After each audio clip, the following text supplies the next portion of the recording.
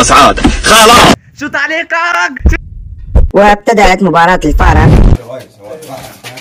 وتمريرة على طريقة نيمار.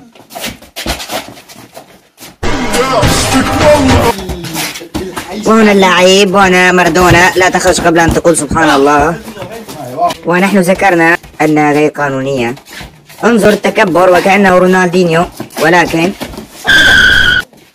من حفر حفرة لصديقه وقع فيها وخارج أرضية البرندة.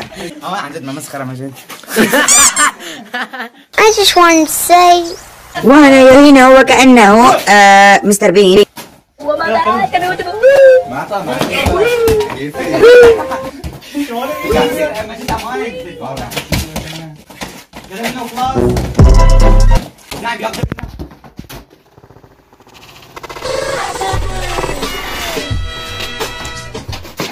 تمريرة ولا أسوأ.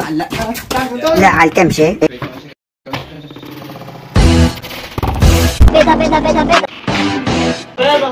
بيضة بيضة بيضة بيضة بيضة. وهنا ابتدأت المشاكل بسبب بيضة. ايه لا علي يلا انزل علي. الشوط الثاني وهنا كأنه يلعب مصارعة بيك شو. بيضة كفي زيتون بعينك يا رباه. بيضة ولا أسوأ. حلوة بس لا تعيدها. برافو عليك، أخذت لي حقي. مارادونا وبيضة بلدية.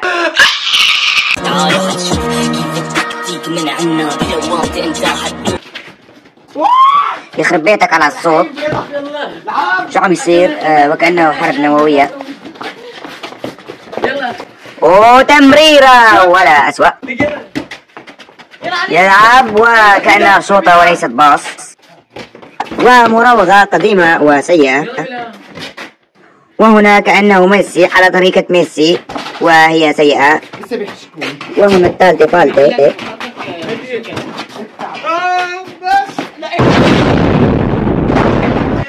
واصطدام غير مخطط مثل ما قال صديقي أديسون، هو زميلي بالجامعة لا أكثر.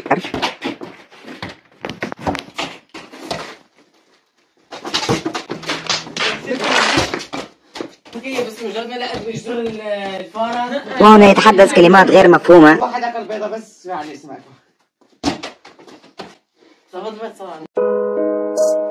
بدي أعرف ليش التباهي. وبيضة غير متكتكة، غلطة ارتكبها المصور. هدي عيب بس الكل اكل بيضتين بيضتين.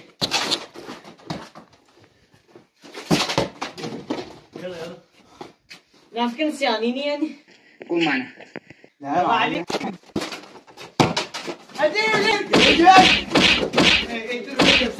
وتحدث الكوارث البشرية. نعم يلعب يراوغ ولا أسوأ.